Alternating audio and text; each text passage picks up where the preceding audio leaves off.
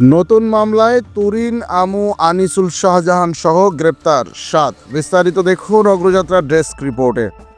রাজধানীর কয়েকটি থানার পৃথক মামলায় আওয়ামী লীগের প্রেসিডিয়াম সদস্য আমির হোসেন আমু, সাবেক আইনমন্ত্রী আনিসুল হক, সাবেক নৌমন্ত্রী শাহজাহান খান সহ 7 জনকে গ্রেপ্তার দেখানো হয়েছে। সোমবার সকালে ঢাকার মেট্রোপলিটন ম্যাজিস্ট্রেট মেহেদী হাসান শুনানি শেষে তাদের গ্রেপ্তার দেখানোর আবেদন মঞ্জুর করেন।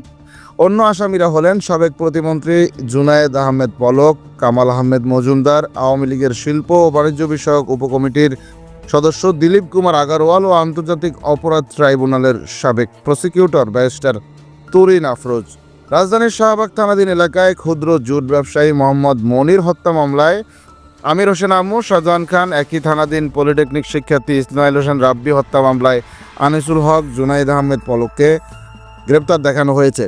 এছাড়া রাজধানীর মিরপুর থানার এক মামলায় কামাল আহমেদ মজুমদার ও শেরেবাংলানগর থানার এক মামলায় দিলীপ কুমার আগারওয়ালকে গ্রেপ্তার দেখানো হয়।